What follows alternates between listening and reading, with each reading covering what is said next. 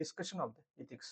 आज आपण लास्ट लेक्चरमध्ये पाहिल्याप्रमाणे अ, इंडियन फिलॉसॉफी इंडियन फिलॉसॉफीचा जो इथोस आहे किंवा त्याचा पर्स्पेक्टिव्ह एथिक्स बद्दल त्याबद्दल डिस्कशन करत होतो. आणि लास्ट लेक्चरमध्ये रामायणातून आपल्याला कोणत्या गोष्टी शिकायला मिळतात, महाभारतातून किंवा भगवद्गीतेमधून आपल्याला कोणत्या गोष्टी शिकायला मिळतात याचा एक ग्लान्स घेतला.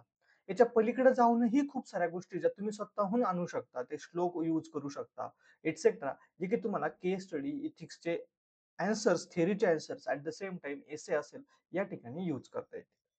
सिंपल. आज आपण बघणार आहोत बुद्धाच फिलॉसॉफी. पहा, आपल्याकडे GS1 मध्ये देखील जो चॅप्टर आहे किंवा जो सिलेबस आहे त्याच्यामध्ये देखील एन्शियंट स्टडी करायचा आहे. एन्शियंट फिलॉसॉफी देखील आपल्याला तिथे स्टडी करायची आहे. आणि त्यामध्ये ज्या आपल्या जे मेन फिलॉसॉफीज आहे त्याच्या पलीकडे जाऊन बुद्धिस्ट फिलॉसॉफी आणि जैनिस्ट फिलॉसॉफी देखील स्टडी करायची आहे. बट इथे इथिकल पर्स्पेक्टिव्हने आपल्याला बुद्धाच philosophy more of a relevant दिसून येईल आणि प्लस एक ऍप्लिकेटिव्ह दिसून येईल की त्याचा यूज करता येऊ शकतो अशा पद्धतीने इथिक्स मध्ये. Gautam Buddha was an ascetic, योगी पुरुष होते, right, a religious leader, a teacher who lived in ancient India during the 6th to 5th century BC. 6 to 5 का म्हटले? कारण BCE, ठीक आहे, इसवी सन पूर्वचा area. His teaching laid the basis of Buddhist philosophy and tradition as well as Buddhism as a religion. Buddhist ethics are neither arbitrary standards invented by a man for his own utilitarian purpose, nor are they arbitrarily imposed. तो सगळ्यात पहिली गोष्ट. So Buddhist ethics जे आहे, so ज्याला आपण म्हणूया बुद्धांची नैतिकतेचं जे सिद्धांत आहेत, ते कुठेही अशा प्रकारे अनिश्चित स्वरूपात आर्बिट्ररी काय म्हटले, आर्बिट्ररीला मराठीत काय म्हटले त्यांनी? अनियंत्रित. कशाही प्रकारे मानवाने स्वतःच्या फायद्यासाठी अशा तयार केलेली अनियंत्रित अशी मार्गदर्शके नाहीयेत. नाही माणसाने ती अशी अनियंत्रितपणे कोणावर लादलेली. बुद्धिस्ट प्रिन्सिपल मानवाने स्वतःच्या हितासाठी अनियंत्रित पद्धतीने तयार केली नाही किंवा लादलेली नाही, अशी ती बुद्धिस्ट प्रिन्सिपल्स आहेत. मॅनमेड म्हणजे त्याचा अर्थ काय समजून घ्या, की आपण कधी-कधी आपल्या फायद्यासाठी काही इथिकल नॉर्म्स तयार करत असतो. नाही, नाही, हे करायला पाहिजे, ते नाही करायला पाहिजे. अरे, ते अनैतिक आहे. तुमच्या अँगलने अनैतिक असेल ना, कारण ती गोष्ट तुम्हाला फायदेशीर आहे. सो आपण बऱ्याच वेळा पाहिलं युटिलिटेरियन अप्रोच, उपभोक्तावादी अप्रोच असं सांगतो, की माणसाला ज्या गोष्टी प्लेजर देतील, सुख देतील, त्या गोष्टी मानवाने केल्या पाहिजे. त्या गोष्टी मानवाने युटिलिटेरियन अप्रोचनी मानव प्रूव्ह करून देतो, की त्या गोष्टी नैतिक आहेत. सिंपल. भलेही ती गोष्ट दुसऱ्यांसाठी फायदेशीर असो, दुसऱ्यांच्या पर्स्पेक्टिव्हने ती नैतिक आहे का अनैतिक आहे हे माहीत नाही. परंतु स्वतःच्या पर्स्पेक्टिव्हने ती असते, कारण ती स्वतःला सुख देत असते, आनंद देत असते, स्वतःचा फायदा हीच शोधत असते. अगदी त्याचप्रमाणे बुद्धिस्ट इथिक्स हे कोणाच्या फायद्यासाठी काही गोष्टी स्टँडर्ड्स डिसाईड करत नाही किंवा इम्पोज करत नाही. man-made laws and social customs do not form the basis of the ethics. So म्हणजेच याचा अर्थ काय, मानवाने बनवलेल्या नैतिकतेचे कायदे किंवा जे सोसायटीने बनवलेले काही नॉर्म्स आहेत, हे काही मानके ठरतात. फक्त हीच काही मानके आहेत बुद्धिस्ट इथिक्सची, असं नाही. It finds it's foundation not on the changing social custom but rather on unchanging law of nature. तुम्ही सांगितलं काही निसर्गाचे नियम आहे ना, त्याच्यावरती आधारित हे सगळे इथिक्स बनवलेले आहेत. उदाहरण सांगायचं झालं, तुम्ही पाहायला गेलं तर बुद्धिझमचा इमर्ज कधी झाला, कोणत्या कंटेक्स्ट मध्ये झाला हे जर समजून घ्यायचं असेल आणि बुद्धिझम एवढं फ्लरिश का झालं एन्शियंट टाइम मध्ये, त्याचं जर तुम्हाला रिझन समजून घ्यायचं असेल, तुम्हाला मेजर रिझन दिसून येईल, की बुद्धिझमच्या काळाच्या अगोदर ब्राह्मनिझम मोठ्या प्रमाणात होतं, की ज्यामध्ये वर्णा सिस्टीम डेव्हलप झाली होती. आणि त्यांनी काही म्हणण्यापेक्षा खूप सारे रेस्ट्रिक्शन्स लावायला सुरुवात केली होती in the name of religion. उदाहरणार्थ असेल सांगायचं तर बऱ्याच वेळा महिलांना पार्टिसिपेशन नव्हतं. पॉलिटिकल गोष्टीज असतील, इकॉनॉमिक पार्टिसिपेशन मध्ये रिस्ट्रिक्शन्स होते. वर्णा सिस्टीममुळे तुमच्याकडे व्यवसाय करायला बंदी आली होती. म्हणजे व्यवसाय एका पर्टिक्युलर तुमच्या कम्युनिटीला, तुमच्या समाजाला, ज्याला आपण म्हणतो ना division based on the occupation, त्या पद्धतीने झालं होतं. ऍट द सेम टाइम खूप सारे निर्बंध लागले होते. त्याला आपण थोतांड माजलं होतं असं देखील मराठीमध्ये म्हटलं, की कर्मकांड, पूजापाठ ह्या गोष्टींना ज्यादा प्राधान्य येत चाललं होतं. त्याच्यामुळे ॲग्रीकल्चरिस्ट असतील, जे ट्रेडर्स आहेत, व्यापारी, यांना काही अल्टरनेटिव्ह मिळत नव्हते. कारण ब्राह्मणांचं वर्चस्व वाढत चाललं. मग ह्या कंटेक्स्टमध्ये जेव्हा बुद्धिझम इमर्ज झालं, तेव्हा त्यांनी ह्या गोष्टींना जेव्हा प्रमोट करायला सुरुवात केली, इक्वॅलिटी बद्दल गोष्टी बोलायला सुरुवात केली, तेव्हा दिसून येईल तुम्हाला हे मॅनमेड लॉज, त्यावेळेस बनवलेले कायदे आणि सोसायटीने काही स्वतःवर ठरवून दिलेले नॉर्म्स, हे जुगारून तुम्हाला हे निसर्गाने काही नियम बनवलेले ना, याच्या आधारावरती इथिक्स बनवले. So next morality in Buddhism. बुद्धिझममध्ये असलेली नैतिकता. बुद्धिस्ट मोरॅलिटी जजेस म्हणजे काय? जज करणे म्हणजे पाहणे दृष्टिकोन. And action good or bad based on the intention or motivation from which it originates. So Buddhist morality काय सांगते? बुद्धिस्ट मोरॅलिटी त्याला काय म्हटलंय? बौद्ध धर्मातील नैतिकता. सो बौद्ध नैतिक असे सांगते, की मानवाची एखादी ॲक्शन इथिकली गुड आहे की बॅड आहे, हे कशावरून ठरवू शकतो? तर त्याचं ती ॲक्शन करण्यामागचं इंटेन्शन काय होतं? त्याचं ती अ, ॲक्शन ते कृत्य करण्यामागे त्याचं मोटिव्हेशन काय होतं? यावरून. सपोज उदाहरणार्थ मी सांगू इच्छितो. लेट्स से एक लेडीज आहे, एक फिमेल आहे आणि ती वुमेन आहे. तिच्यावरती कोणीतरी असॉल्ट करतंय. मे बी सेक्शुअल असॉल्ट असेल, मोलेस्टेशन असेल, एटसेट्रा. आणि ह्या कंटेक्स्टमध्ये जेव्हा ती समोरच्याला स्वतःच्या सेल्फ डिफेन्समध्ये स्वतःला जो अटॅक करणारा आहे त्याला मारण्याचा प्रयत्न करते, त्याच्यामध्ये लेट्स से त्याची डेथ होते. ही एक मर्डरची केस आहे, राइट? Sorry, sorry. मर्डरची केस आहे. आता दुसरी केस अंडरस्टँड करा. लेट्स से कोणाची तरी प्रॉपर्टी डिस्प्यूट आहे. त्या प्रॉपर्टी डिस्प्यूटमध्ये एकाने जाऊन दुसऱ्याचा मर्डर केलाय. तिसरी केस कन्सिडर करा, कोणीतरी मेंटली डिस्टर्ब आहे आणि त्याला कळत नाही तो हिंसक झालाय. मे बी मेंटली डिस्टर्ब असू शकतो कारण डिप्रेशनमध्ये होता. मे बी मेंटली डिस्टर्ब असू शकतो जन्मतः. What ever be the reason mentally disturb झाला आणि हिंसक झाला आणि त्यांनी कोणाचा तरी जाऊन खून केला. आता तीनही केसेसमध्ये मर्डर झाले. तीनही केसेसचं कंटेक्स्ट वेगळं आहे, मोटिव्हेशन वेगळं आहे. ते मर्डर करण्यामागचे इंटेन्शन वेगळे आहे. आणि मग बुद्धिस्ट मोरॅलिटी सांगते, तुम्ही जी कृती केलेली आहे, ती कृती तिन्ही केसमध्ये सेम आहे. पण इंटेन्शन्स वेगळे, तर तुम्हाला शिक्षा देखील वेगळी असायला पाहिजे. कारण तुम्ही केलेले कृत्य गुड आहे की म्हणजे चांगलं आहे की वाईट आहे, हे कशावरून ठरणार आहे? तुमच्या इंटेन्शनवरून ठरणार आहे. कदाचित तुमचे काहीच इंटेन्शन नव्हते, लाइक थर्ड केस मेंटली डिस्टर्ब होता, तर कदाचित पनिशमेंट नाही पाहिजे, त्याला मेंटल ट्रीटमेंटची गरज आहे. पहिल्या केसमध्ये सेल्फ डिफेन्स केला तर अप्रिशिएट करण्याची गरज आहे, रादर प्रमोट करण्याची गरज आहे, की सेल्फ डिफेन्स लर्न केलं पाहिजे. सेकंड केस डेफिनेटली प्रमोट नाही केली पाहिजे, कारण एक सिव्हिल डिस्प्यूट कन्व्हर्ट झाला क्रिमिनल डिस्प्यूट मध्ये.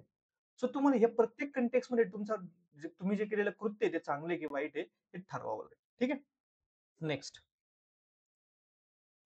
Have roots in greed, hatred, selfishness are considered to be bad. की असे कृत्य ज्याच्या मागचे तुमचे जे ऍक्शन्स आहेत, सॉरी, त्याच्या मागचे तुमचे जे इंटेन्शन्स आहेत, ते जर कुठे लोभ, द्वेष किंवा स्वार्थीपणा अशा प्रकारचे काही नकारात्मक जे आपले व्हॅल्यूज आहेत, त्याच्या बेसिसवर त्याच्या इंटेन्शन वरती तुम्ही काही कृत्य करत असाल तर ते definitely called akusala kamma. Actions which are rooted in virtues of generosity. Generosity म्हणजे काय? उदारमत. आपले एक प्रकारे आपण उदारपणे, राईट? आपलं प्रेम आहे, विजडम आहे. ह्या मेरिटोरियस आणि या चांगल्या व्हॅल्यूज वरती आपले ऍक्शन डिपेंड असतात. त्याला आपण काय म्हणले? कुशलता. सो ते वर्ड जे बुद्धिस्ट टेक्स्ट मधले ते वापरण्याची गरज नाही आपल्याला. पण एवढं लक्षात ठेवा की इंटेन्शन्स महत्वाचे बुद्धिस्ट मध्ये. Next essential essentials for the life that Buddhism considers. की बुद्धिझमच्या म्हणण्यानुसार 3 गोष्टी अत्यंत महत्वाच्या आहेत. पहिलं विजडम, त्याला त्यांनी म्हटलेलं प्रज्ञा किंवा प्राज्ञा. It comes from the right view. It leads to a right intention. तर तुम्ही जर एखाद्या गोष्टीकडे बघण्याचा पर्स्पेक्टिव्ह तुमचा चांगला असेल, राईट व्ह्यू, तुमचे इंटेन्शन्स पण चांगले आहेत. आपण पॉझिटिव्ह व्ह्यू आणि पॉझिटिव्ह परसेप्शन्स म्हणतो. So तुमचे इंटेन्शन्स पॉझिटिव्ह असतात, नेहमी दुसऱ्याला मदत करणे एटसेट्रा. दुसरे इथिकल कंटेंट, शील ज्याला म्हणलेलं आहे, चारित्र्य. The right view and intention are guides to the ethical conduct. Simple statement कसं आहे बघा. तुमचा जर व्ह्यू राईट असेल म्हणजेच काय? तुमचं लेट्स से पॉझिटिव्ह व्ह्यू आहे. तर तुमचे जे ऍक्शन्स आहेत त्या पण राईट येणार आहे. सो राईट ऍक्शन्स येणार आहे. आणि मग राईट ऍक्शन आल्या म्हणजे काय? तुम्ही चांगलं बिहेवियर प्रेडिक्ट करता. याचा अर्थ काय? Good character. तुमचं चारित्र्य चांगले, तुमच्याकडे व्हॅल्यूज आहेत, मूल्य. Right speech, right action, right livelihood, right effort etcetera. म्हणजे चांगले बोलणं हे तुमचे कृत्य असू शकतं. राइट ऍक्शन, चांगली कृती करणं. तुमच्या राइट लाईव्हलीहूड म्हणजे काय? तुम्हाला उपजीविकेची साधनं शोधायची तर ती चांगल्या मार्गाने शोधणं. त्याच्यानंतर चांगले प्रयत्न करत राहणं एक्सेट्रा. त्यानंतर तिसरं आहे ते म्हणजे समाधी किंवा समाधी ज्याला आपण म्हणतो, ते म्हणजे कॉन्सन्ट्रेशन आणि meditation. It focus it's self activity. Self ॲक्टिव्हिटीवरती फोकस करतोय. To have right mindfulness and right concentration. When wisdom, ethics and concentration become a way of life, one gains enlightenment. So enlightenment होतं त्यावेळेस काय होतं म्हणजे बुद्धांना enlightenment झाली होती. म्हणजे काय झालं होतं, की जे 8 फोल्ड पाथ सांगितलेले आहेत, ज्याला मराठीमध्ये अष्टांग मार्ग असं म्हटलं. हे जे अष्टांग मार्ग सांगितलेले आहेत, हे अष्टांग मार्ग, ते अष्टांग मार्ग एक प्रकारे जर तुम्ही प्रॅक्टिस केले, तुम्ही त्या अनुसाराने तुमची लाईफ जगली, तर तुम्हाला एनलाइटमेंट मिळू शकते, असं बुद्धिस्ट फिलॉसॉफी सांगते. म्हणजेच कोणतं बघा, राइट नॉलेज गेन करा आणि त्यानुसार चांगल्या पद्धतीने पर्स्पेक्टिव्ह पाहायला शिका. मग राइट नॉलेज म्हणजे काय? आजच्या कंटेक्समध्ये तुम्ही सांगू शकता सोशल मीडियामधून मिळणारं नॉलेज राइट आहे का? नाहीये.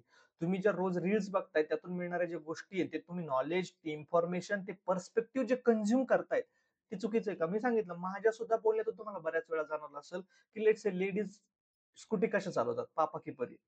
हे कशामुळे परसेप्शन शेप झालंय, की ज्या पद्धतीने कंटेंट पाहिलं जाते, त्यामध्ये मोस्ट ऑफ द टाईम आणि स्वतःचा एक्सपिरियन्स पण आहे डेफिनेटली, की अशा पद्धतीने दिसून येते, की जनरली मुलींना ट्रेन झाले आहेत व्यवस्थित, ती नाही चालवत आहेत स्कूटी पर्टिक्युलरली. तुम्ही तसे व्हिडिओज पण पाहता. सो परिणामी तसे व्ह्यूज तुमचे शेप होतात. बरोबर? सो सांगण्याचं उद्दिष्ट सेम आहे. तुम्ही राइट टाइपचं नॉलेज कंझ्युम करा. राइट टाइपच्या परसेप्शन्स कंझ्युम करा. तुम्हाला राइट व्ह्यू पाहायला मिळेल, तुम्हाला पॉझिटिव्ह. व्ह्यू मधून तुम्हाला काही रिझॉल्व्ह करायचा असतो, राइट रिझॉल्व्ह. चांगल्या गोष्टी ठरवा ना. लोकं चुकीच्या गोष्टींनी इन्स्पायर होतात. लेट्स से आय-पी-एस असेल कोणी, तर त्यांनी करप्शन केलं, तर त्याच्यावरून इन्स्पायर असं थोडी व्हायचं असतं, मी लय पैसा कमवणार. नाही, त्यातून इन्स्पायर व्हा, की मी खूप हार्ड करणार, आय-पी-एस होणार. मी हार्ड करणार, सोसायटीमध्ये चेंज घडवून आणणार. सो तुम्हाला तो राइट रिझॉल्व्ह पण करता आला पाहिजे. तुमचे गोल्स डिफाईन करता आले पाहिजे. कमिटमेंट करता आली पाहिजे चांगल्या गोष्टींसाठी. त्या अनुषंगाने तुमचं बोलणं असलं पाहिजे आणि त्या अनुषंगाने तुमची कृती असली पाहिजे. सो तुमचं जे परसेप्शन आहे त्याच्यानुसार तुम्ही काही ठरवलं, त्याच्यानुसारच तुमचं बोलणं असलं पाहिजे आणि त्याच्यानुसारच तुमची कृती असली पाहिजे. सपोज मी तुम्हाला सांगतोय रोज 12 तास अभ्यास करा आणि मी 3 तासच करतोय, तर नाही जस्टिफाईड. ॲट 12 तास मी लेट्स से 9 तास तर केला पाहिजे तुम्हाला 12 तास करा म्हणण्यासाठी. कारण कदाचित तुम्हाला पण पुश करत असेल. तो सांगण्याचं उद्दिष्ट असं आहे, की माझं स्पीच आणि माझा कंडक्ट याच्यामध्ये सिंक्रमनी असली पाहिजे. हं. ती कुठून येते? तर राइट परसेप्शन, राइट रिझॉल्व, त्याच्यातून right speech and then right conduct किंवा ॲक्शन. मग आपली ॲक्शन अशी पाहिजे, की आपली जी लाईव्हलीहूड आहे, उदरनिर्वाह ते आपल्याला चांगल्या प्रकारे सुनिश्चित करता आला पाहिजे. तो कोणत्याही अ, अनैतिक मार्गाने नको. लेट्स से ड्रग्ज माध्यमातून नको.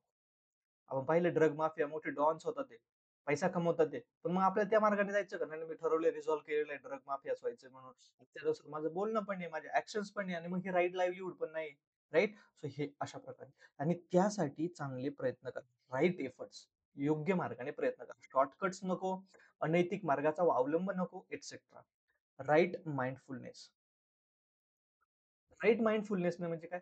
आता हे जे 2 आहेत ना शेवटचे हे कॉन्सन्ट्रेशनमध्ये येतात आणि मग यातून आपल्याला मेडिटेशन करून आपल्याला एक प्रकारे आपला पर्स्पेक्टिव्ह पुढच्या ॲक्शनसाठी चांगल्या पद्धतीने शेप करून, अजून कोणाला इन्स्पायर करून, ही अशा पद्धतीचं जीवन जगणं अत्यंत महत्वाचं आहे. तेच 8 फोल्ड पाथ आहेत. मग तुम्ही कुठेही केस स्टडीमध्ये तुम्ही हे डायरेक्ट अष्टांग लिहिण्याची गरज नाही. सगळेच 8च्या 8 कुठे लिहावे लागतील असं नाही. कुठेतरी लिहायचं, की इव्हन बुद्धिस्ट फिलॉसॉफीच्या अष्टांग मार्गामध्ये सुद्धा सांगितलंय right speech and right action अत्यंत महत्वाचे, की जसे बोलू आणि ते योग्य बोला आणि योग्य कृती करा. महत्वाचं आहे. मग ते सिव्हिल सर्व्हंटला लागू पडतं, ते लीडरशिपला लागू पडतं, ते कॉर्पोरेट कंपन्यांना लागू पडतं, एक्सेट्रा. देन तर 4 नोबल ट्रुथ सांगितलेले आहेत. 4 सत्य, उदित्त सत्य. हं. बुद्धिस्ट फिलॉसॉफीचे. काय बघा, द ट्रुथ ऑफ सफरिंग म्हणजे काय? No matter how much we struggle, we are unable to find the ultimate happiness or satisfaction. तुम्ही कितीही स्ट्रगल करा, तुम्ही काहीही करा, कितीही प्रयत्न करा, अल्टिमेट तुम्हाला लेट्स से तुम्ही आय-ए-एस झाला. आय-ए-एस झाल्यानंतर तुम्हाला असं वाटतं का तुम्हाला एक अल्टिमेट हॅपीनेस आहे, इथून पुढे मी फक्त हॅपीच राहणार आहे. नाही. ते स्ट्रेस, ते स्ट्रगल त्या गोष्टी नेव्हर एंडिंग आहेत. सो म्हणजे त्याचा अर्थ काय? Suffering is a common bond we share. म्हणजे आपण सगळ्यांमध्ये एक प्रकारे एक सेम नातं जर असेल ना, तर ते काय? तर सगळेजण स्ट्रगल करतात आहे, सगळेजण सफर करतात आहे. Therefore, suffering is the real truth of our existence. There is a never ending suffering. That's was the first noble truth. पहिली गोष्ट तुम्ही समजून घ्या. की असा एक दिवस येईल, आपण म्हणत असतो नेहमी, की अशी एक आयडियल कंडिशन येईल, त्या दिवशी माझा मूड फ्रेश आहे, मला कोणी काही म्हटलेलं नाहीये, माझं खाण्यापिण्याचं व्यवस्थित चालू आहे सगळं. मेसमध्ये, लायब्ररीमध्ये, क्लासमध्ये सगळं व्यवस्थित चालू आहे. कशाचं टेन्शन नाही, काय नाही, काय नाही, काय नाही. मग मी अभ्यासाला बसेल. It's not a that day never gonna born. तो दिवस कधी जन्मालाच येणार नाही असं. की त्या दिवशी तुम्ही सगळं परफेक्ट कंडिशन असेल मग अभ्यास कराल. रोज काहीतरी समस्या आहे, रोज काहीतरी डिस्ट्रॅक्शन्स आहे आणि या सगळ्याला ओव्हरकम करत तुम्हाला स्टडी करायचं आहे. सो तुम्हाला ही गोष्ट मानून चालावं लागेल, की स्ट्रगल, सॅटिस्फॅक्शन स्ट्रगल, अनसॅटिस्फॅक्शन ह्या गोष्टी डिझायरेबल, ह्या गोष्टी एक्स्पेक्टेड आहेत, त्या येत राहणार आहे. त्यांनी खचून जायचं नाही, त्यांनी थांबायचं नाही, कंटिन्यू स्ट्रगल करत राहायचं. सो पहिलं ट्रुथ आहे, की सफरिंग प्रत्येक माणूस हा जन्माला आलाय तर सफर करण्यासाठी आलाय, त्याला दुःख सहन करावं लागेल. दुसरं काय excess desire. Cravings, excess desire and ignorance about the reality are the cause of suffering. मग ह्या सफरिंगचे त्यांनी काही कारण सांगण्याचा प्रयत्न केला बुद्धांनी. कारण सांगितलं त्यांनी क्रेव्हिंग्ज आपल्याला त्याच्याबद्दल असलेल्या इच्छा, अपेक्षा, एक्सेस डिझायर प्रमाणापेक्षा जास्त प्रकारे मोठ्या प्रमाणात अपेक्षा ठेवल्या आणि इग्नोरन्स अज्ञान सत्याबद्दलचं इग्नोरन्स अबाउट रियालिटी. सो वास्तवाबद्दलचं अज्ञान, आशा, अपेक्षा किंवा एक्सेस म्हणजे जास्त मोठ्या प्रमाणात. सो ज्या अशा अपेक्षा ठेवलेल्या आहेत आणि वास्तवाबद्दल जर आपण इग्नोर असत, एक प्रकारे अनभिज्ञ असत, तर मात्र हे कॉजेस ऑफ सफरिंग आहे. तुम्हाला रिअॅलिटीच माहित नाही. लेट्स से बरेच जण म्हणतात, की सर मला क्लार्कमध्ये सॅटिस्फाय व्हायचं. करत होता राज्यसेवा, करत होता यू-पी-एस-सी आणि आता क्लार्कमध्ये सॅटिस्फाय होतो. कदाचित तुम्हाला एक नोकरी मिळून जाईल, कदाचित उद्या जाऊन लग्न होईल, सगळं संसार होईल. पण तुम्ही सॅटिस्फाईड नाही राहणार आहे. कारण ही कॉज ऑफ सफरिंग तुमचं नेहमी राहणार आहे. कारण का तुम्ही एकतर अगोदर इच्छा मोठ्या प्रमाणात ठेवल्या होत्या किंवा रिॲलिटी काय आहे ती जाणून घेण्याचा प्रयत्न केला. इव्हन मी माझे खूप सारे फ्रेंड्स आहेत आय-ए-एस वगैरे मी जाणून घेतो, की डिस्कशन्स होतात, इंटरॅक्शन होतात, आल्यानंतर भेटतात. तेव्हा लक्षात येतं, की आय-ए-एस झाल्यानंतर ते पण सॅटिस्फाईड नाही. भाई कशासाठी झालं असं वाटतं. ते म्हणे, "आम्ही जे विचार केला होता, हे आय-ए-एस झाल्यानंतर अशा गोष्टी होतील." त्या पहिल्या 1-2 वर्ष मिळाल्या आम्हाला कदाचित. का? तर ते एड्रेनलिन होतं म्हणा किंवा ते एक एन्व्हायर्नमेंट होतं लबासनामध्ये म्हणा. पण जेव्हा फील्ड वर्कवरती रेग्युलर काम सुरू झालं, फायली फिरवतोय, अशा डिपार्टमेंटमध्ये पडलोय, की ते डिपार्टमेंटलाच माहीत नाही, ते डिपार्टमेंट आहे म्हणून. सो ही सिच्युएशन आहे. सो नेसेसरी नाही. कारण का रिअॅलिटी बद्दल जाणीव नाही ठेवली. मी डिस्करेज करत नाही. मी सांगतोय, की it's not the end, it's the beginning. तुम्हाला असं वाटतं एकदा आय-ए-एस झालं किंवा एखादी गव्हर्नमेंटची पोस्ट मिळाली म्हणजे झालं सगळं. नाही आता काही टेन्शन नाही. नाही, तिथून पुढे लाईफ सुरू आहे लक्षात घ्या. तिथे लाईफ शेवट नाहीये. सो सांगण्याचं उद्दिष्ट काय इव्हन बुद्धांनी पण तेच सांगितलं, की ह्या अंतिम सत्य आहे, की everyone has to go through the suffer. Everyone has to suffer. दुःख हे निर्विवाद आहे आणि काही दुःखाची कारणे आहेत. ते त्यांनी सांगितले. दुसरं, the truth about the end of suffering. If desire is eliminated, आपल्या जर इच्छा, अपेक्षा आणि एवढं गोष्ट लक्षात ठेवा, की बरेच जण म्हणतात, "सर हर्ट झालं, हे असं वागला, तो तसं वागला, ती तशी हर्ट." हर्ट कशामुळे होतं? हर्ट होणं म्हणजे दुःख होणं, सफरिंग आहे, राइट? मेंटल सफरिंग आहे, इमोशनल सफरिंग आहे. So when you expect something from someone else and that expectations are not get fulfilled, then you got hurt. तुम्ही दुसऱ्याकडून काही एक्सपेक्टेशन ठेवलेत आणि एक्सपेक्टेशन ते फुलफिल करू शकला नाही किंवा ती व्यक्ती फुलफिल करू शकली नाही, तर मग मात्र तुम्ही hurt. Start from the very first thing और the root cause of hurt किंवा emotional pain. That is no expectation. की दुसऱ्यावरती मी फार सुंदर आय थिंक कुठे सेलिब्रिटीज आहे कोणीतरी बॉलिवूडचे भले त्यांनी नंतर आता नॉलेज देत असतील पण फार सुंदर वाक्य ऐकलं होतं की you should be the reason for your on happiness.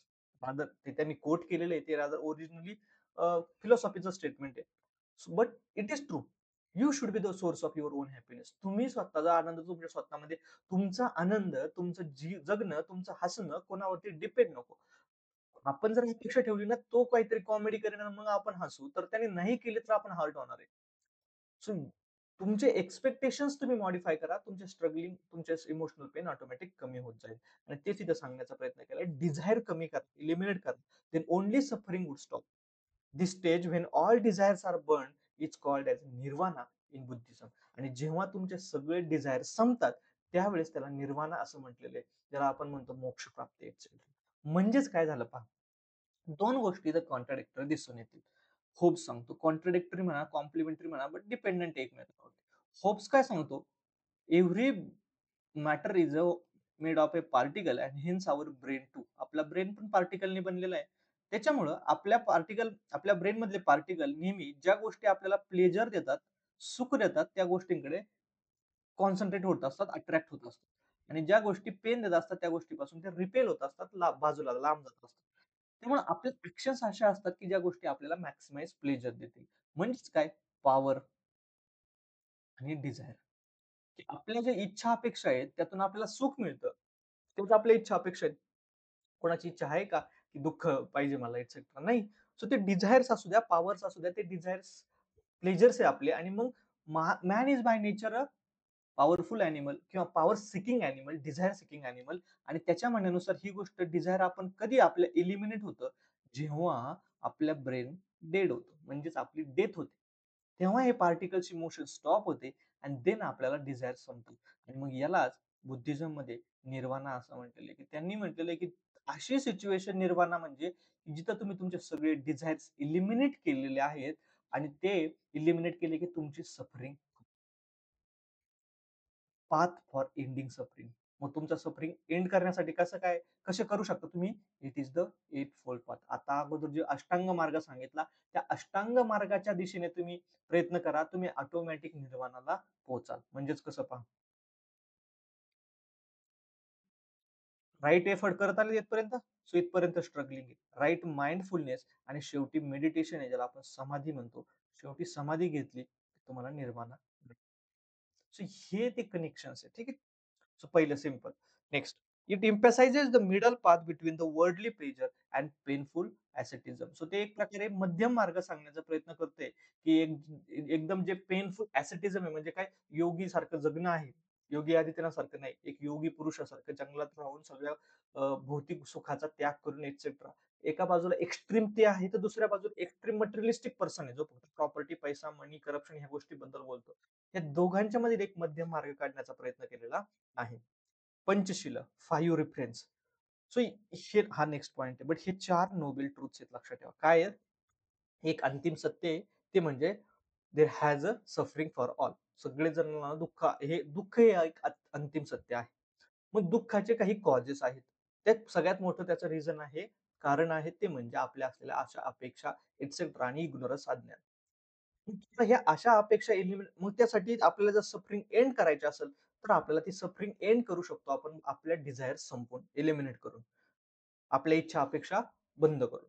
आणि त्यासाठी योग्य मार्ग कोणता आहे? तो मार्ग आहे म्हणजे अष्टांग. सिंपल हे 4 नोबल ट्रुथ्स आहेत, 4 सत्य आहे. याच्यावरती बुद्धिस्ट फिलॉसॉफी डिपेंड आहे. त्यानंतर पंचशील आहेत. शील म्हणजे कॅरेक्टर. 5 प्रिन्सिपल्स आहेत, ज्याच्यावरती आपण म्हणू शकतो, की बुद्धांनी सांगितले ह्याच 5 गोष्टी करायच्या नाही. For example no killing, no stealing, no lying, no sexual misconduct, no intoxication. म्हणजे काय? सत्य, अस्तेय, सत्य, अहिंसा, अस्तेय, अपरिग्रह एटसेट्रा. याचा अर्थ काय? नो किलिंग म्हणजे काय? हिंसा करणे नाही. अहिंसा. नो स्टीलिंग चोरी करायची नाही. नो लाइंग खोटे बोलायचे नाही. नो सेक्शुअल मिसकंडक्ट कोणत्याही प्रकारे सेक्शुअल मिसकंडक्ट करायचा नाही. म्हणजे एक्स्ट्रा मॅरिटल असेल किंवा हे रेप सारख्या गोष्टी असतील, हे कॅरेक्टर्स तुमचं डिफाईन करतात. आणि नो इंटॅक्सी कोणत्याही प्रकारचं व्यसन करायचं नाही. So that's all about the Buddhist philosophy. Then there is a Kautilya, ज्याला आपण चाणक्य असं देखील म्हणतो. त्यांचं बुक होतं अर्थशास्त्र. त्यांनी सुद्धा खूप साऱ्या गोष्टींबद्दल सांगितलं आणि त्यांनी more of a materialistic understanding घेण्याचा प्रयत्न केला. म्हणजेच काय? Science of wealth. Kautilya explain the science of wealth in his book अर्थशास्त्र. अर्थशास्त्र त्यांचं पुस्तक होतं, की त्यांनी त्याच्यामध्ये political economy of the nation explain करण्याचा प्रयत्न केला. पॉलिटिकल इकॉनॉमी म्हणजे काय? की आपल्या इकॉनॉमिक पॉलिसीज कशा असल्या पाहिजे, आपले टॅक्सेशन कशासाठी असलं पाहिजे, आपल्याला लँड अक्वायर करायची तर ती कशा पद्धतीने केली पाहिजे आणि आपल्याला मीन्स राजाला. बरोबर? सो त्या राज्यासाठी काय असलं पाहिजे इकॉनॉमिक कन्सिडरेशन ते त्यांनी अर्थशास्त्रामध्ये मांडण्याचा प्रयत्न केला. सो पहिली गोष्ट. म्हणजेच काय जर तुम्ही पॉलिटिक्स स्टडी करायचं असेल, तर त्या देशाच्या इकॉनॉमिक पॉलिसी स्टडी करा. म्हणजे तुम्हाला पॉलिटिक्स समजेल. असं जे म्हणणारे लोक आहेत त्याला आपण पॉलिटिकल इकॉनॉमिस्ट असं म्हणतो. दुसरं आहे त्यांनी प्रशासनाबद्दल गोष्टी सांगितल्या. फॉर एक्झाम्पल त्यांचं म्हणणं होतं Kings happiness lies in a happiness of his subjects. म्हणजेच काय, की किंग जो आहे, राजा जो आहे, त्याचं जे सुख आहे, आनंद आहे, ते कशात आहे? प्रजेच्या सुखामध्येच. सो मोदी कधी सुखी होतील, जेव्हा पूर्ण भारतातील लोक सुखी होतील, तेव्हाच मोदी सुखी होतील. म्हणजेच काय, ही राज्याची संकल्पना आहे आपण कॉन्स्टिट्यूशनमध्ये सुद्धा अडॉप्ट केली, की ज्याला आपण वेलफेअर स्टेट म्हटलं. की तुम्हाला वेलफेअर स्टेट अप्रोच करावं लागेल, की राज्यामधील सगळ्या लोकांचं सुख पाहणं, त्यांचं कल्याण पाहणं. वेलफेअर स्टेट म्हणजे काय? कल्याणकारी राज्य. सो सगळ्यांचं कल्याण करणं ऑटोमॅटिक तुम्ही कल्याणी व्हाल, तुम्ही सुखी व्हाल, तुम्ही आनंदी राहाल. ठीक आहे? सो सगळ्यात पहिलं. मग हे तुम्ही कुठे वापरू शकता? तुम्ही पॉलिटिकल लीडर्स आहात तिथे वापरू शकता, केस स्टडीमध्ये वापरू शकता. ठीक आहे? एसेमध्ये वापरू शकता, इट्स नेक्स्ट. यथा राजा तथा प्रजा. Highlighting the importance of honesty, efficiency, accountability of the king. की जशा प्रकारे राजा असणार आहे, तशा प्रकारे प्रजा असणार आहे. मग तुम्हाला असं वाटतंय का सध्या सगळ्यात जास्त करप्शन माजलंय? याचा अर्थ समजायचा जसं आपले राजा आहेत, तशी आपली प्रजा आहे आणि असतेच आणि याबद्दल ट्रुथ आहे तुम्हाला हिस्ट्री पण सापडेल विथ एव्हिडन्सेस. की जशा प्रकारचा राजा, तशा प्रकारची प्रजा. मीनिंग प्रजा काही इंडिव्हिज्युअली सगळी त्याच्यासारखी होत नाही, बट तुम्हाला सोसायटीमध्ये त्या गोष्टी दिसून येतात. लेट्स से एखादा राजा जर ट्रान्सपरंट नसेल, पारदर्शकता नसेल त्याच्यामध्ये, तर डेफिनेटली सोसायटीमध्ये एक प्रकारे शंकेचे वातावरण निर्माण होते. कारण का पारदर्शक गोष्टी नाहीयेत. सो दुसरी गोष्ट एखादा राजा प्रामाणिक नसेल, तर डेफिनेटली करप्शनचं प्रमाण वाढतं. पण जर सपोज एखादा राजा प्रामाणिक आहे, तो एकदम ट्रान्सपरंट आहे सगळ्या गोष्टींच्या बाबत आणि लोकांना खात्री की हा करप्शन करत नाही, तर अधिकारी सुद्धा करप्शन करायला घाबरतात. समाज करप्शन करा. समाज देताना रिजेक्ट करतो, की भाई आमचा राजाच करप्शनच्या विरोधात आहे, करप्शन करत नाही, प्रामाणिक आहे, ट्रान्सपरंट आहे. याचा अर्थ त्याचं सरकार पण तसंच आहे, प्रशासन पण तसंच आहे. सो आम्हाला ऑफर करायची गरज नाही, आम्हाला आमचं काम होईल.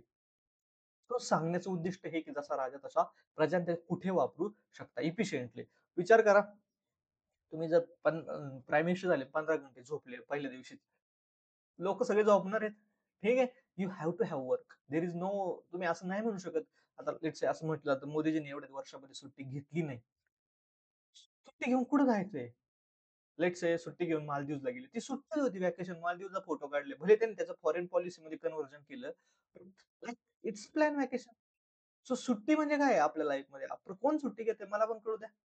सो तुम्ही म्हणसाल, "नाही सर, मी सुट्टी घेऊन घरी गेलो होतो, आजारी होतो." तुम्हाला असं वाटतं का इज इट पॉसिबल दॅट की मागच्या लेट्स से 10 वर्षामध्ये कधीच आजारी नसतील पडले? It's not possible. It is not possible. Not मग त्यांची सुट्टी ती काउंट नाही झाली ना. ते जरी आजारी असले, लेट्स सपोज त्यांच्याकडे एम्स आहे, डॉक्टर्स आहेत अवेलेबल सगळ्या गोष्टी. आपल्याकडे नाही, आपल्याला सुट्टी काढून जावं लागतं म्हणून नाही. सो फरक डिफरन्स समजून घ्या. म्हणजेच काय prince has to work for the countless efforts, has to take countless efforts, efficiency असली पाहिजे. नेक्स्ट Raj Rishi concept मध्ये ideal leader is a combination of a Raja and a Rishi. Like Raja, he is a dynamic, active, and has a decision-making capacity. And at the same time, like Sage, he should be able to connect with the spiritual and higher level of world by using wise and should focus on the philosophy. सांगितलं राज ऋषी concept आहे. राजा हा राजा पण असला पाहिजे आणि ऋषी पण असला पाहिजे. म्हणजे राजा याच्या अर्थ काय त्याच्याकडे निर्णय घेण्याची क्षमता आहे, त्याच्याकडे तो एक प्रकारे ऍक्टिव्ह आहे, स्फूर्तीला आहे. But at the same time तो ऋषी पण आहे. म्हणजे त्याच्याकडे विजडम आहे, त्याच्याकडे ट्रूथ आहे, त्याला फिलॉसॉफिकल गोष्टी माहिती, तत्वज्ञान आहे त्याच्याजवळ. तो नॉलेजेबल आहे. सो जेव्हा दोन्ही गोष्टी एकत्र येतील तेव्हाच तो राज ऋषी तयार होऊ शकतो, तेव्हाच तो परफेक्ट किंग होऊ शकतो. ही कन्सेप्ट एक वेगळ्या प्रकारे मांडण्याचा प्रयत्न केलेला आहे फिलॉसॉफर किंगच्या माध्यमातून. सो ज्याला मिलिटरीचं ट्रेनिंग पण आहे ऍट द सेम टाइम त्याने फिलॉसॉफीचं अंडरस्टँडिंग पण केलेली तो फिलॉसॉफर किंग आहे तुझ्या पुस्तक रिपब्लिकमध्ये. ऍट द सेम टाइम इथे पाहायला गेलं तर या कंटेक्स मध्ये सो आपल्याला knowledge educated at the same time दुसऱ्या बाजूला म्हणजे आपल्याला काय पाहिजे सांगू मोदीजी आणि डॉक्टर मनमोहन सिंग यांचं कॉम्बिनेशन पाहिजे. आता समजून घ्या तुम्हाला काय next. He advocated that science is a great source of power. He further believed that power is a strength and it is the strength which changes the mind. तुम्ही काय सांगितलं बघा. Science is a source of power. Science मधून तुम्हाला power मिळू शकते. Technology, science is a source of power. Power gives you strength, strength to fight and strength help you to change your mind. तुमचं मत परिवर्तन घडण्यासाठी तुम्हाला सायन्स इम्पॉर्टंट आहे. शास्त्र. आता सायन्सचा तिथं अर्थ काय आहे? शास्त्र. लक्षात ठेवा. शास्त्र शाखा म्हणतो ना आपण सायन्स. आपण जे फक्त बघतो ना फिजिक्स, केमिस्ट्री हेच फक्त सायन्स सायन्स नाही, कलाशास्त्र पण आहे लक्षात ठेवा. नेक्स्ट.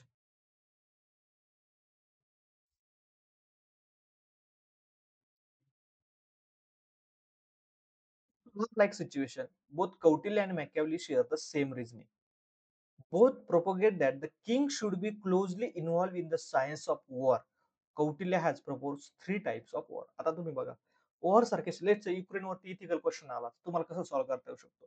कौटिल्य आणि मॅकियावेली. सो कौटिल्य यांना इंडियन मॅकियावेली असं पण म्हटलं जातं. सो हे दोघांचंही पण एक प्रकारे युद्धाच्या बाबतीत असेल, फॉरेन पॉलिसीच्या बाबतीत असेल, इंटर स्टेट अफेअर्स असतील, 2 देशामध्ये आंतरराज्य संबंध असतील. सो त्याबद्दल देखील एक प्रकारे same more or less same opinion दिसून येतं. त्यांनी सांगितलं एक आहे म्हणजे 3 टाइपचे वॉर आहेत. पहिलं वॉर आहे ओपन वॉर. सरळ-सरळ समोरासमोर दोन्ही सैन्य फाईट करतात आहे. दुसरं आहे concealed war. It is a fought on the lines of guerrilla warfare. जसं तालिबान आणि लेट्स से यूएसए आर्मी. याचं जे झालं एक प्रकारे गुरिल्ला वॉर होतं. तिसरं आहे silent war. It is fought continuously inside the kingdom itself so that king's power does not get diluted. He said corruption is a natural in government as being selfish okay हे वेगळे.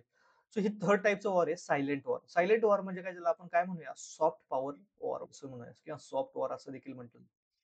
म्हणजे भारतामध्ये सध्या तुम्ही जर पाहायला गेलं तर एक सोसायटल चेंज घडवून आणण्याचा प्रयत्न चालू आहे. किंवा एक प्रकारे सायलेंट रिव्होल्यूशन म्हटलंय त्याला. पण एक प्रकारे सोशल डिसहार्मनी क्रिएट करण्याचा प्रयत्न चालू आहे फॉरेन पॉवर्स कडून. डेफिनेटली फॉरेन पॉवर इन्व्हॉल्व आहे. की लेट्स से 2 जातींमध्ये संघर्ष निर्माण करणं. 2 समुदायांमध्ये संघर्ष निर्माण करणं, 2 धर्मांमध्ये संघर्ष निर्माण करणं, अ, 2 लाइक रिच व्हर्सेस पुअर यांच्यामध्ये संघर्ष निर्माण करणं, 2 रिजनमध्ये संघर्ष निर्माण करणं, एक सोशल हार्मनी डिस्टर्ब करण्याचा प्रयत्न चालू आहे. सो हे प्रकारे एक सायलेंट वॉरचं प्रमाण आहे. लक्षात ठेवा. प्रकार आहे. त्यानंतर त्याने सांगितलं, की करप्शन ही अशी गोष्ट नाही, ही नॅचरल आहे. बिंग सेल्फिश असणं ही गोष्ट एक प्रकारे नॅचरल आहे आणि ते मानवी स्वभाव आहे. हे कुठे जातं? होब्सला. जे की होब्सनी पण सांगितलं, "man is by nature a selfish animal and one has to control the corruption and one cannot eliminate the corruption." So त्याने सांगितलं, करप्शन तुम्ही कधी संपवू शकत नाही. तुम्ही त्याला कंट्रोल करू शकता. जेवढं जास्त म्हणजे लाइक मिनिमल करप्शन आहे. अशा प्रकारे कंट्रोल करू शकता. तुम्ही कंप्लिटली एलिमिनेट करू शकत नाही. ठीक?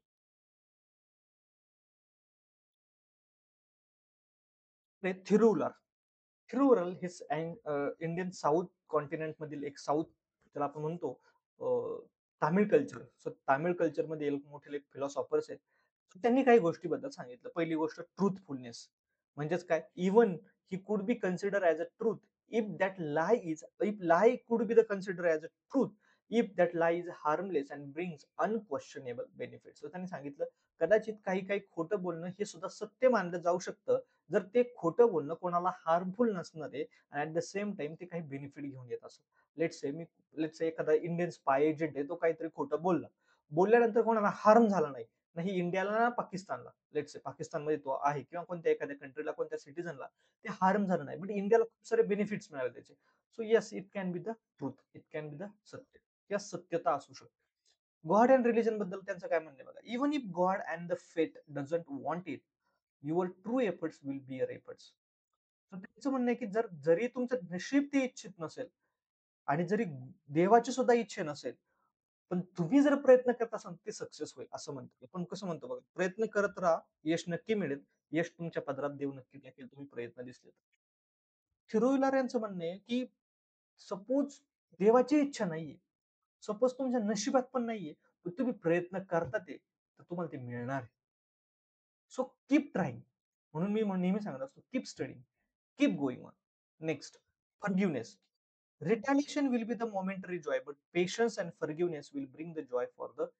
सो त्याने सांगितलं एखाद्याबद्दल रिव्हेंज बाळगणं, रिटॅलिएशन करणं लगेच आणि ऍट द सेम टाइम एक थोडासा आनंद मिळू शकतो. बट तुम्ही जर पेशन्स ठेवले, तुमच्याकडे जर पेशन्स असतील, संयम असेल आणि तुमच्याकडे क्षमा करण्याची एक भूमिका असेल, क्षमा किंवा दयाभाव असेल, तर तुम्हाला लाँग टर्म लाईफमध्ये आनंद मिळू शकतो. सो दयाभाव दाखवायला शिका, लोकांना माफ करायला शिका.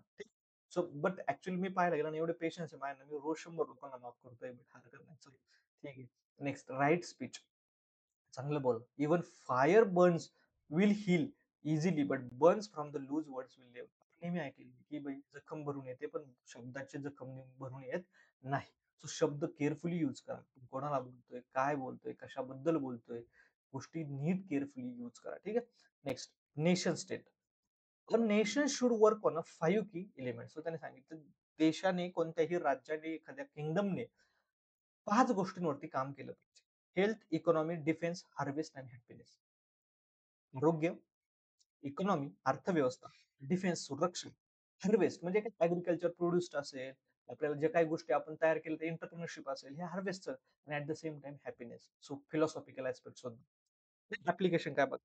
Chiroller's philosophy become the guiding light to modern quest of revenge and vengeance between the people, community and nation state. So त्यांनी ऑलरेडी सांगितलेलं की तुम्ही फॉरगिव्हनेस बद्दल विचार करा. पेशन्स असू द्या तुमच्यामध्ये. तुमच्याकडे दयाभाव असू द्या. ठीक आहे. तुम्ही कष्ट करण्याची ताकद ठेवा. राइट स्पीच करा जेणेकरून कोणी हर्ट होणार नाही. वर्ड्स तुमचे केअरफुली यूज करा. Example like atheist getting more success. Gandhi's ability to forgive people of their ignorance and eightfold path of Buddha stand on Thirular's policy किंवा फिलॉसॉफी. सो त्यांचं तेच म्हणणं आहे. गांधीजींचं म्हणणं आहे ना जे आहे ना, की जर कोणी अज्ञानी असेल ना, तर त्या लोकांना तुम्ही माफ करायला शिका. सो ती फिलॉसॉफी इथं मॅच होते. ते स्वामी विवेकानंद. यांचं सगळ्यात महत्वाचं ते म्हणजे तार्किकता, रॅशनॅलिझम ज्याला आपण म्हटले. बुद्धिवाद असं देखील म्हटले. He was a pioneer of rationalist movement in India, follower of Vedanta philosophy. He desired the amalgamation of Western and Indian philosophy for the बुद्धिवाद पाहिजे. म्हणजेच काय, की बुवा मी इंडियन आहे, मग मी फक्त हिंदुइझम फॉलो करणार असं नाहीये. जे काही बेस्ट प्रॅक्टिसेस आहे, इव्हन वेस्टर्न फिलॉसॉफी मधील काही चांगल्या गोष्टी ते अडॉप्ट करा, एकत्र करा. So म्हणून त्यांनी सजेस्ट केलेलं आहे amalgamation of western and the Indian philosophy for the happy life. चांगल्या आनंदी जीवनासाठी तुम्ही दोन्हीही गोष्टी अडॉप्ट करायला शिका. त्यानंतर एज्युकेशन. त्याने सांगितलं. रामकृष्ण मिशन चालू केलं, रामकृष्ण मठ चालू केले. ठीक आहे. तरी कॉलेजेस चालू केले. रिसर्च सरकार चालू केले. म्हणून त्यांनी शिक्षणावरती भर दिला. त्यानंतर ब्रदरहूड सर्वांना माहिती आहे ते फेमस स्पीच आहे ते शिकागो कन्व्हेन्शन मधलं, की world parliament of religious conference झाली ज्याच्यामध्ये my dear brothers and sister. So त्या ब्रदरहूड जो आला, बंधुभाव जो आलेला आहे तो त्यांनी शिकवण्याचा प्रयत्न केलेला. म्हणजे एक हार्मोनी सगळ्यांना. पण तिचं ऍप्लिकेशन काय? उपयोजन. हीच idea uh, brotherhood are more relevant today as the world has become a global village and people of a different backgrounds have come closer, leading to a racial and communal conflicts. As recently seen in Charlie Hebdo case in France, George Floyd case in USA. George Floyd केस काय होती की रेसिझमची केस होती. कशी केस होती? कशा प्रकारे white police brutally bit करत होते एक ब्लॅक मॅन स्ट्रीटवरती. ती केस होती. त्याच्यातून ब्लॅक राईट्स मुव्हमेंट सुरू झाली होती. Black matters, black rights matters अशी मुव्हमेंट सुरू झाली होती. सो तेच सांगितलेलं आहे त्यांनी, की ब्रदरहूड असू द्या, जाती धर्मामध्ये रेस, वंशभेद कोणत्या प्रकारे असता कामा नये. लोकांनी सर्वांनी एकत्र येऊन बंधुभावाने राहणं अपेक्षित आहे. गांधीज फिलॉसॉफी. गांधीज फिलॉसॉफी मोठ्या प्रमाणात आहे. सो मी मुद्दाम होऊन गांधीची फिलॉसॉफी एक सेपरेट लेक्चरमध्ये कव्हर करणार आहे. द रिझन बी ती पॉलिटिकल सायन्ससाठी देखील उपयोगी पडू शकते आणि ॲट द सेम टाईम ती तुम्हाला साठी उपयोगी पडू शकते. साठी देखील उपयोगी पडू शकते मोठ्या प्रमाणात. JS2 साठी उपयोगी पडू शकते. पण एसेमध्ये याचं ॲप्लिकेशन फार आहे. ऑब्व्हियसली इथिक्समध्ये आहेच आहे. म्हणून मी त्याच्यावरती एक सेपरेट लेक्चर घेणार आहे. So it's all about the today that आजच्या डिस्कशनबद्दल ठीक आहे. थँक गांधींचं डिस्कशन संपलं का आपलं पब्लिक ऍडमिनिस्ट्रेशन सुरू होणार आहे. आणि मग पब्लिक ऍडमिनिस्ट्रेशनसाठी मात्र माझा अशी अपेक्षा सर्वांनी अटेंटिव्ह राहावं, कारण ते फार अत्यंत महत्वाचं आहे. तुम्हाला इथिक्स, एसे आणि केस स्टडीच्या पर्स्पेक्टिव्ह. ठीक आहे. सो इथून पुढे more of a philosophical approach, सायकोलॉजीचा पार्ट जो संपलेला आहे आणि आता पब्लिक ऍडमिनिस्ट्रेशनचा पार्ट सुरू होणार आहे. ते एथिक्सच्या perspective. So that's all about today. Thank आणि आपली एसीची बॅच लॉन्च झालेली आहे. पहा त्याला एनरोल करता आलं तर करू शकता तुम्ही. तुम्हाला सगळ्या गोष्टींबद्दल मी तिथे डिस्कस केलेलं आहे. मी फक्त एक जस्ट रिमाइंडर देतो. So thank all. थँक